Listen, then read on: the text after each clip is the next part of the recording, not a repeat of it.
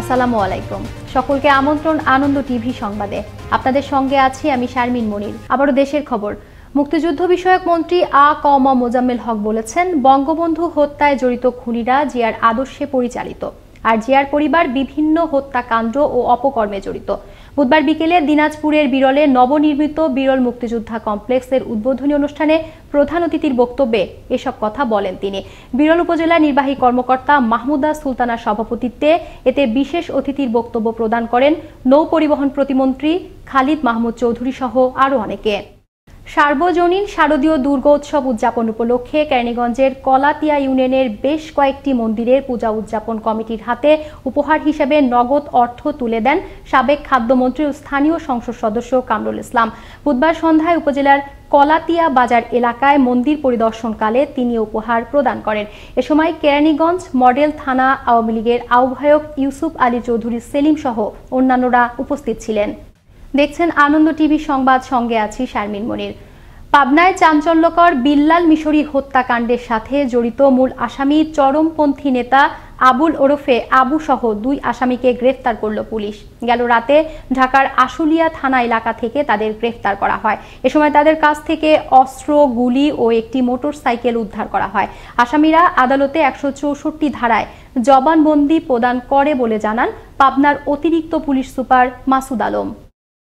বৃহস্পতিবার ঝিনাইদহে পৃথক সড়ক দুর্ঘটনায় মৃত্যু হল 2 জনের। এ ঘটনায় আহত হন আরও 4 জন। সকালে সদর উপজেলার গান্না ও মহেশপুর উপজেলার চরকতলা এলাকায় এ দুর্ঘটনা ঘটে। পুলিশ জানায়, কয়েকজন দিনমজুর আলম সাধু যোগে কালীগঞ্জের দিকে যাওয়ার পথে প্রতিমধ্যে একটি বাস পেছন দিক থেকে আলম সাধুটিকে ধাক্কা দিলে ফজলু মোল্লা নামের এক দিনমজুর ঘটনাস্থলেই নিহত হয়।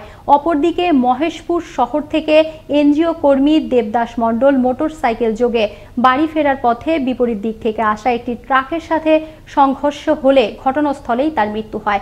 নিহতের লাশ উদ্ধার করে ময়নাতদন্তের জন্য সদর হাসপাতালের মর্গে পাঠানো হয়।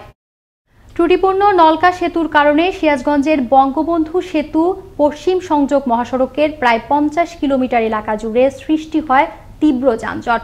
যানজটের কারণে বৃহস্পতিবার ভোররাত 4টা থেকে বঙ্গবন্ধু সেতুতে টোল আদায় বন্ধ রাখে সেতু কর্তৃপক্ষ। 17 ঘন্টা পরও যানবাহন চলাচল না করায় যাত্রী ও কাঁচামাল ব্যবসায়ীদের দুর্ভোগ পৌঁছে চরমে। তবে যানজট নিরসনে তৎপর ছিলেন পুলিশ সদস্যগণ। নলকা সেতুর কাজ এখনও চলমান রয়েছে বলে নিশ্চিত করেছে সড়ক ও জনপথ বিভাগ। বুধবার রাতে ময়মনসিংহের ভালুকার বিভিন্ন পূজা মণ্ডপ পরিদর্শন করেন আনসার ভিডিপি ময়মনসিংহ রেঞ্জের উপমহাপরিচালক নূরে আলম সিদ্দিকী। এ সময় জেলা অ্যাডজুটেন্ট মুস্তারি জাহান ফেরদৌসি, সহকারী অ্যাডজুটেন্ট সোহাগ পারভেজ, উপজেলা আনসার ভিডিপি কর্মকর্তা আমিনুজ্জামান, উপজেলা পূজা উদযাপন কমিটির সাধারণ সম্পাদক বীরেন রায় সহ মন্দির কমিটির নেতৃবৃন্দ উপস্থিত ছিলেন। আপনারা জানেন যে বাংলাদেশ আনসার গ্রাম প্রতিরক্ষা বাহিনী এদেশের সবচেয়ে বড় একটা বাহিনী। আমাদের প্রায় 60 লক্ষ জনবল রয়েছে, যারা প্রতিটা বাংলাদেশের প্রতিটা ইউনিয়ন এবং প্রতিটা গ্রামে বিদ্যমান রয়েছে। আমাদের প্রত্যেক গ্রামে, আমাদের প্রত্যেক ইউনিয়নে প্লাটুন রয়েছে। সে আমাদের প্রত্যেক ইউনিয়ন লিডার আছে, দলনেতা দলনেত্রী আছে। আমাদের দ্বারাই সারা বাংলাদেশে প্রত্যন্ত অঞ্চল সহ ডিউটি করা সম্ভব, নিরাপত্তা দেওয়া সম্ভব। স্থানীয় সরকার নির্বাচনের তফসিল ঘোষণায় এবারও নাম নেই ময়মনসিংহের হালুয়াঘাট উপজেলার 2টি ইউনিয়নের স্থানীয় সরকার নির্বাচনের। গেল 10 বছর ধরে অন্যান্য 10টি ইউনিয়নে নির্বাচন হলেও একটি মহলের ষড়যন্ত্রে বন্ধ রয়েছে কৈচাপুর ও হালুয়াঘাট সদর ইউনিয়নের নির্বাচন। এমনই অভিযোগ ইউনিয়নবাসীর। ময়মনসিংহ থেকে ওমর ফারুক সুমনের প্রতিবেদনে থাকছে বিস্তারিত। 2011 সালের 29শে জুন সর্বশেষ অনুষ্ঠিত হয়েছিল হালুয়াঘাট সদর ও 3 নম্বর কৈচাপুর ইউনিয়নের স্থানীয় সরকার নির্বাচন। নির্ধারিত সময়ের চেয়ে অতিরিক্ত 5 বছর অতিবাহিত হলেও সীমানা জটিলতার অজুহাতে এবারও তফসিলের নাম অন্তর্ভুক্ত হয়নি ইউনিয়ন দুটির। একটি কুচক্রী মহল নির্বাচন না হতে সক্রিয় হয়ে লেগে রয়েছে বলে অভিযোগ স্থানীয়দের। এদিকে সদর ইউনিয়নে 5 বছর ধরে চেয়ারম্যানবিহীন মাত্র 5 জন ইউপি সদস্য দিয়ে চলছে ইউনিয়ন পরিষদের কার্যক্রম। এ অবস্থায় দ্রুততম সময়ে নির্বাচন চান ইউনিয়ন দুটির বাসিন্দারা। যে জায়গায় অন্য অন্য ইউনিয়ন পরিষদে 2-2বার নির্বাচন হয়েছেন, আমাদের হালুয়াঘাট সদর ইউনিয়ন পরিষদে 11 থেকে 12 বছর যাবত এখনো কোনো নির্বাচন হয় না। জন্য কি করে এই পরিষদ চালা, আমাদের অনেক সাধারণ ভোটার অনেক কাজ কামে গেলে অনেক সময় তারা অসুবিধার মুখে পড়ে।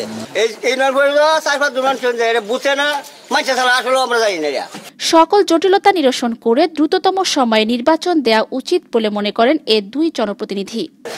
কিছু ব্যক্তিগত স্বার্থান্বেষী মহল এটি নিয়ে মামলা মোকদ্দমার অবতারণা করায় এটি আরো জটিলতা সৃষ্টি হয়েছে। আমরা চাই, আমরা গণতন্ত্রে বিশ্বাস করি। এই যে দীর্ঘদিন যাবত দুটি ইউনিয়ন পরিষদের নির্বাচন অনুষ্ঠিত হচ্ছে না, আমরা কৈচাপুর ইউনিয়নবাসী এবং সদর ইউনিয়নবাসীর পক্ষে একই ভাষায় বলতে চাই, সরকার যাতে খুব অল্প সময়ের মধ্যেই এই জটিলতা নিরসন করে যাতে নির্বাচনটি অনুষ্ঠিত হয়। কিছু কুচক্রী মহল প্রশাসনের সাথে জড়িত থেকে ভুল তথ্য দিয়ে আজকে নির্বাচনটা পিছাচ্ছে।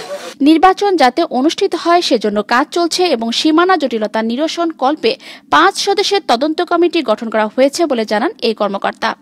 ভোটার বৈষম্য দূরীকরণ, বাদ পড়া দাগসমূহ অন্তর্ভুক্তকরণ সহ সীমানা নির্ধারণের জন্য আমাদেরকে স্থানীয় সরকার বিভাগ থেকে একটি চিঠি দেওয়া হয়েছে এবং সেই চিঠির প্রেক্ষিতে 5 সদস্যের একটি কমিটি করা হয়েছে। আমরা এটি ঢাকায় পাঠিয়ে দিব যাতে আমরা খুবই অল্প সময়ের ভেতরে কৈচাপুর এবং হালুয়াঘাট সদর ইউনিয়নের নির্বাচনও করতে পারি।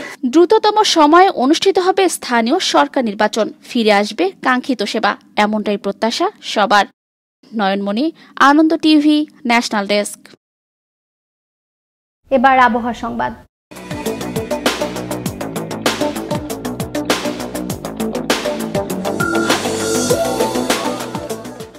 বৃহস্পতিবার সকাল 9টা থেকে পরবর্তী 24 ঘন্টার আবহাওয়ার পূর্বাভাসে বলা হয়েছে বঙ্গোপসাগরে একটি লঘুচাপের সৃষ্টি হয়েছে। এর প্রভাবে আগামী 3 দিনের মধ্যে বৃষ্টিপাতের প্রবণতা আরও বাড়তে পারে। এদিকে চট্টগ্রাম বিভাগের কিছু কিছু জায়গায় এবং খুলনা, বরিশাল, ঢাকা ও সিলেট বিভাগের 2-1 জায়গায় অস্থায়ীভাবে দমকা হাওয়া সহ বৃষ্টি বা বজ্রসহ বৃষ্টি হতে পারে। এছাড়া দেশের অন্যত্র আবহাওয়া প্রধানত শুষ্ক থাকতে পারে বলেও জানায় আবহাওয়া অফিস। এই ছিল এখনকার মতো। আনন্দ টিভি সংবাদ দেখুন প্রতিদিন বিকেল 5টা30 এবং রাত 9টা30। আনন্দ টিভির সঙ্গে থাকার জন্য সকলকে ধন্যবাদ।